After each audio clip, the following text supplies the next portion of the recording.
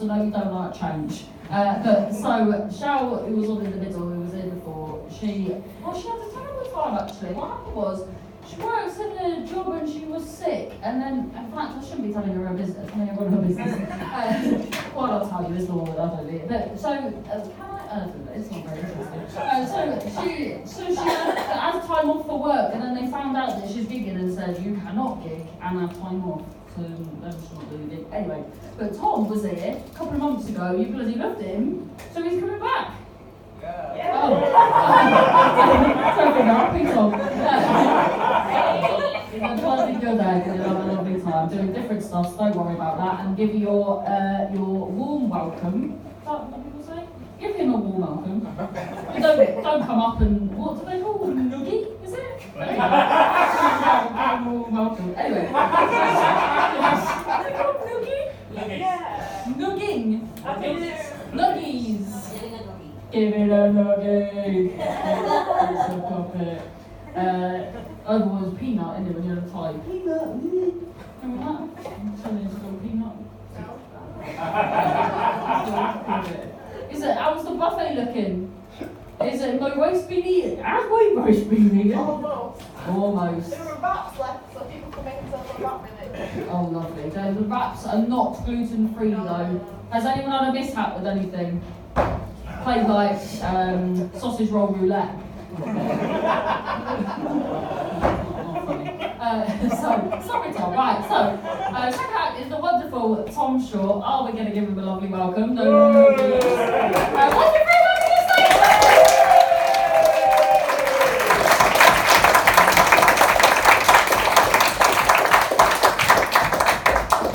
Thank you very much.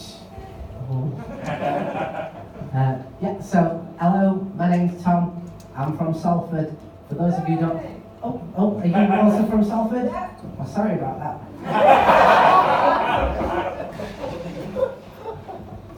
What's your name? Janet. Nice to meet you, Janet. My favourite Foster. I don't know. I'm trying to think of a famous Janet. Street Porter. Oh, no. She's not very good though, is she? No. So yeah, hello. For those of you who don't know, Salford's a bit like Manchester's hemorrhoid.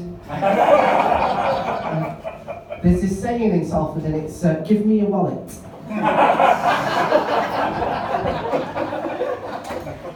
Nah, there's this saying though in Salford, right, and it's, an apple a day, what's an apple? Nah. There's this saying though in Salford, right, and it's, you can take the boy out of Salford, but you won't get far due to the ankle tag. There's not actually a saying in Salford. All I know is that in Salford, the poppy appeal is just a girl who wants some heroin. I'm going to surprise you now, I never really fit in. You laugh too hard at that. Like, even today, like, people that I went to school with go, what the fuck do you think you're fucking looking at, you fucking dickhead? The state of your pom-poms on your fucking jumper look like a polar bear that didn't know where the Coca-Cola advert was. To which I normally say to them, I'm just trying to order a Big Mac and chips, please.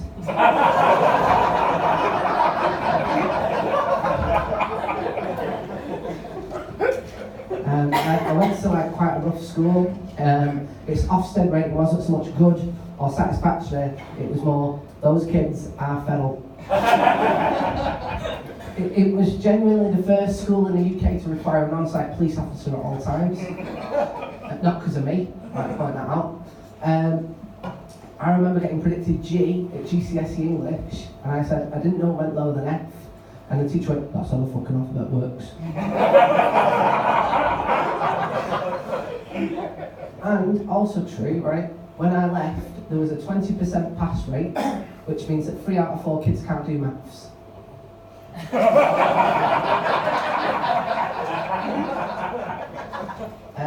Felt like a bit like let down by the school system. Like I'm a dyslexic. Are there any other dyslexics in the audience today? Hey, power in numbers. Because we can do numbers. I ended up getting diagnosed when it took me a year to read Lord of the Rings. So in the end, I just switched the subtitles off.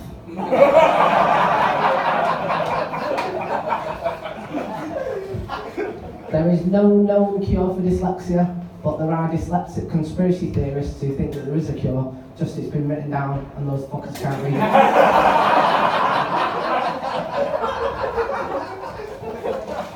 And it is a disability, but it doesn't get the respect or car parking opportunities that it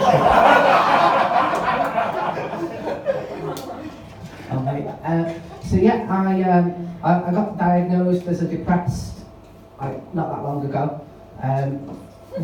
Yeah, I thought like it's true, isn't it? It's like, I've thought myself after years of someone going, might never happen, and me going, it has, might as well get a pill for it.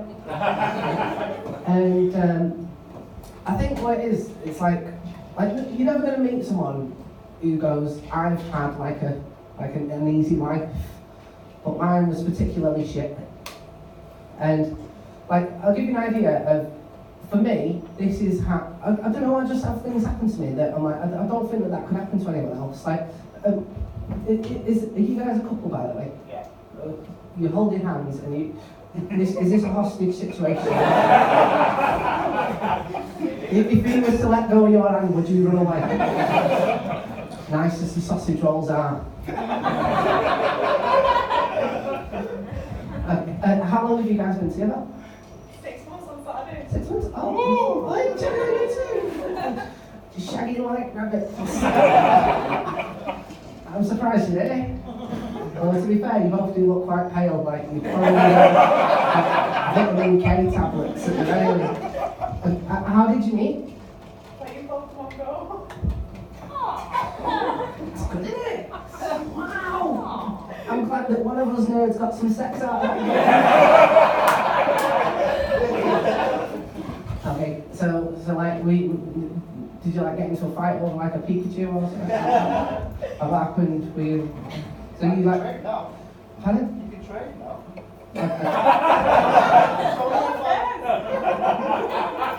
Okay, so you guys essentially met on like essentially Tinder, but for actually crossing the road, and, like going places. Okay, so you guys have been together for 6 months. Has anyone been together for like longer than 6 months? Yeah. How long you been together? 2 years. 2 years? I think that's good. Sex is going to die off soon, but good for you. Okay, so do you guys like go on like romantic strolls? Nah, mate, unless like a Snorlax needs catching, you don't. And it better be shiny. Because this happened, right? Right. So has anyone in here ever had to like save a life? Like, yeah. All right. Well, what happened? Like stick to the cheery bit, not like the nearly died bit. Pardon? My brother was choking on a marble. Oh, that's not that bad, is it?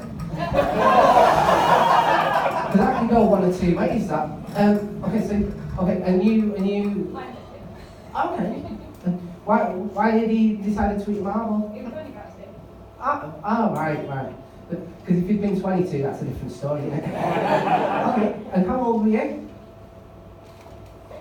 And you knew the Heimlich manoeuvre? Well, I smacked him a lot.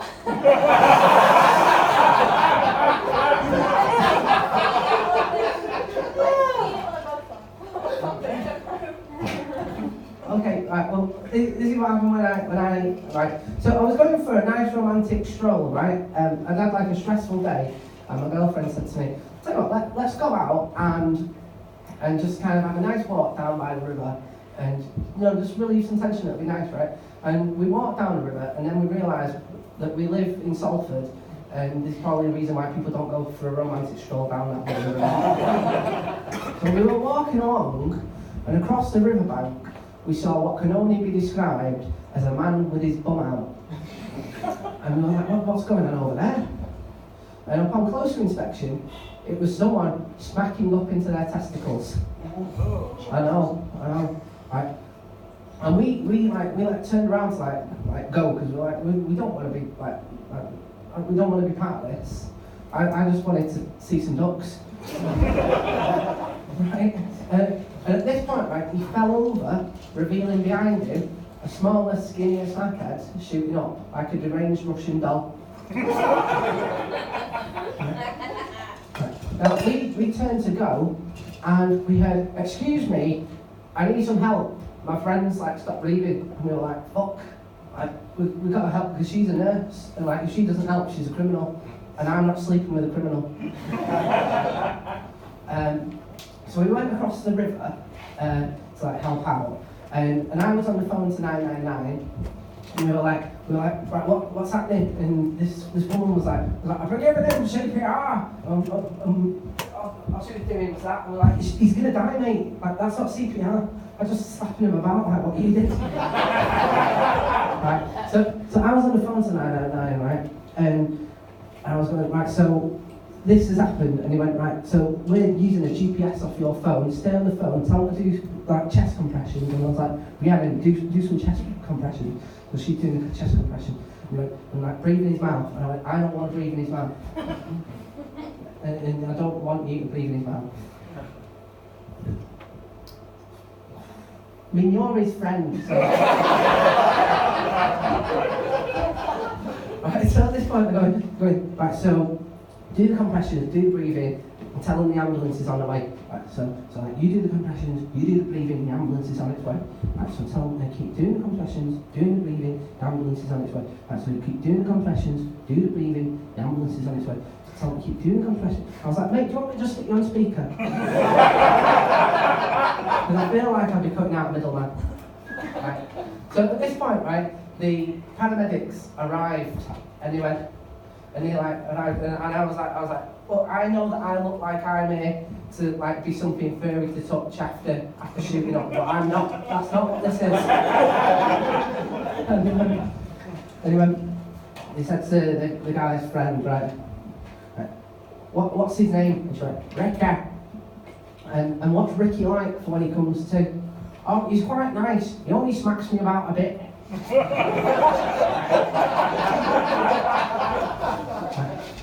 And he went, like, so what's he had? Bit of pregabalin and paracetamol.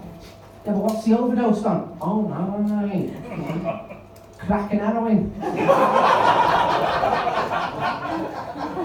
Right? They did the compressions, they did the compression properly, right? He came to, he went, stop doing the compressions! And he stopped doing the compressions and he died again. Right? So they carried on doing the compressions, right? He came to, and everything was good, right?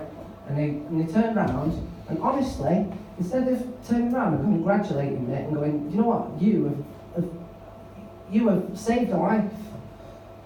Honest to God, their words to me was, why didn't you put his testicles away?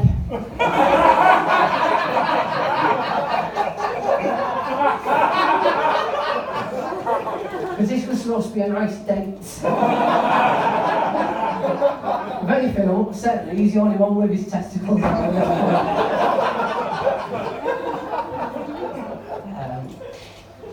Okay, this is like a... I don't think I spoke about this at like the last time I was here. If I did, please tell me to just carry on and do some other material. So I was meant to do this gig about 3 years ago, but my dad got very ill, right? And I remember ringing up Harriet like the day before the gig, and I was like, I don't think I can do your gig because my dad's only got like 24 hours to live. And that might clash with your gig. So, and she was alright with that, right? That's like a legitimate reason to pull out the gig.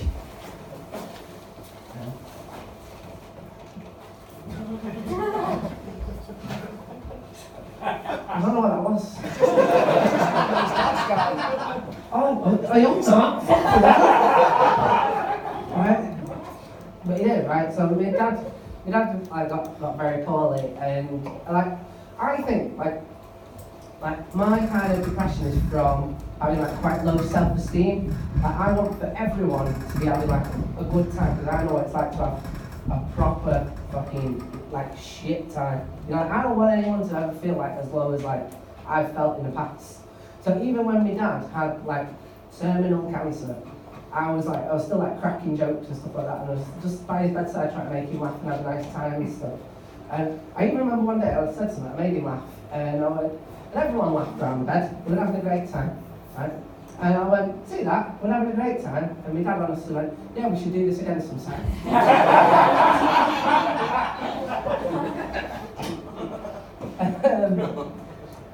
I remember as well, right, when we were around his bed one time, this is like never happened before. We were just visiting him, and a person on the bed next to him died, and there was no one there, right? And I'd never seen anything like this before. Like this hush went over the hospital, like over the ward, right? Went as if they were entitled. Right? They got a lot on, right? So this hush went over the ward, and like doctors and nurses kind of noticed, and they like pulled the curtains too, and they went in, and they like porters went in, and like the chairs and the body bags and stuff like that. You could hear stuff going on behind the curtain, and they finally pulled the curtain back too, and they remade the bed, and it was as if it had never happened. And you could hear a pin drop on that wall. Just silence. And I remember my mum broke that silence by going, he's still got 2 days left on his top-up telecard.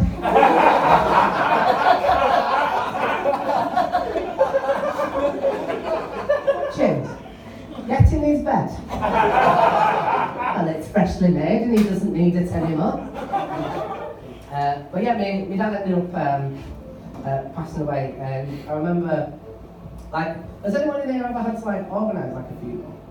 Oh, yeah. Okay. Was this the marble thing?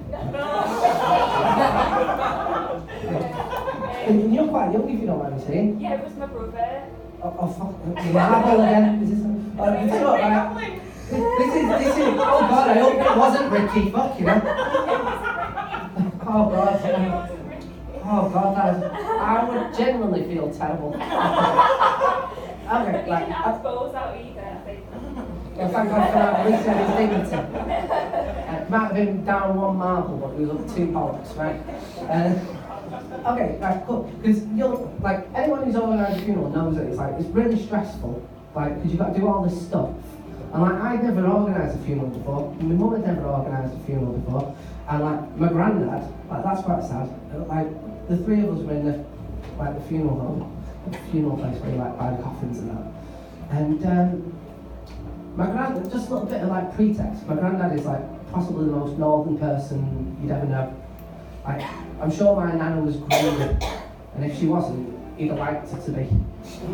Like, he was just constantly whinging. Like, at this funeral, like, so we got there, we're sitting down, we're looking through, you'll know, they give you like an Argos catalogue of coffins, don't they? Oh, I wasn't there for that part. What, they just threw them in the oven? That's got that point, didn't it? Well, that's what I said. Like, £3 for something that goes in a fire. Annoying. What they do, they show you like an Argos catalogue of coffins, right? Like an Argos catalogue, if you will, right? I thought that was a good pun, but never mind. Right? And we were looking through the little catalogue. And if you flip to the back, there's some shit that no one ever wants. Like, there's a wicker coffin. Looks like something you'd throw your laundry in. Not a dead body. It's true, like, yeah, the wicker coffin.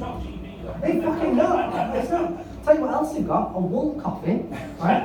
Yeah, I know, a wool coffin, right? Honestly though, when my mum found out about that, without missing a beat, she went, what's a wool coffin? Is that when you give a nana 9 months to live and she goes, fuck it, I'll make my own? Right?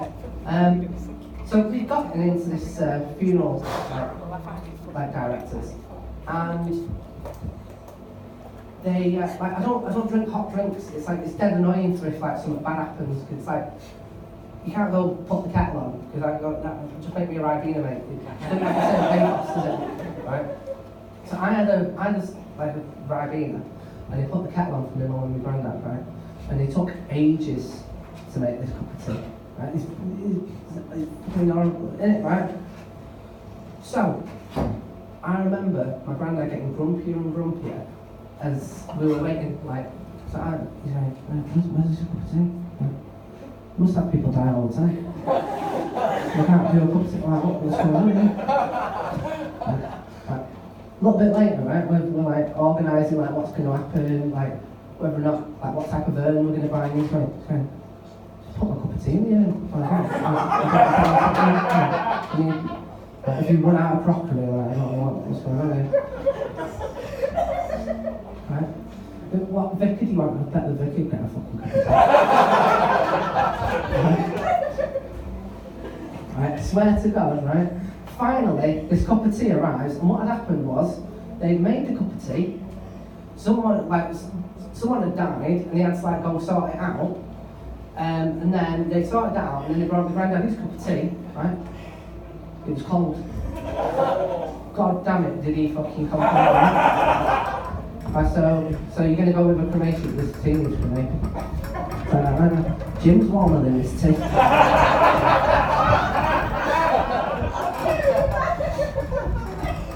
Okay, right, this is going to be the final thing I'm going to tell you, and then I'm going to go. So, like what I said, I think one of the reasons why I do comedy and probably where my kind of mental health issues lie is that I've got like low self-esteem, and I honestly don't want anyone to have ever felt like how I felt at times, right? That's kind of, if I've kind of done this and made you guys feel like good, then I mean, job accomplished for me, right? Right, this gives you an idea of the kind of person I am, right? I thought that when I was a kid, I thought I knew what rock bottom was, but like, no, there's a level deeper than rock bottom, right? And this is what it was for me. So when I was 12, I didn't have very many friends. I'm going to surprise you now. Right? You go, no, what, you've always been like this. Yes, exactly. I didn't have many friends. Right? My only friend was a dog, and I got given that dog because I nearly didn't die, because I nearly died, right? My parents were like, oh, you nearly died, do you want a present? I was like, I want the dog, and they were like, fuck. That's nearly died. You need to get my dog. Right, so I had this dog, right, and Christmas Eve, when I was 2002, my house burnt down to the ground, the dog died in the fire, like, luckily, me and my parents were fine, like, the dog died in the fire, and I had to, like, take some time off school. I didn't have, I had to live with my grandparents for a bit, and it was like that's pretty low, right? I was like, this is rock bottom, right? But I discovered when I went back to school that I could go a step lower when the kids made fun of me, and my new nickname for the school year was Hot Dog, which is annoying because it's like a comedically good name. Like, whoever came up with that, like, they know what tragedy versus timing is, how to put a pun together versus, like, life events, or they might have just been a twat. But yeah, honestly, I was proper delighted when Harry actually did this gig, because you guys were lovely the last time I came here, and I knew you guys had been mint tonight. I've been Tom Short, I hope you have a fucking mint time, and honestly, you guys are doing a mint thing just by being here, so, because like getting out of bed can be like the hardest thing in the world for some people. Catch you in a bit.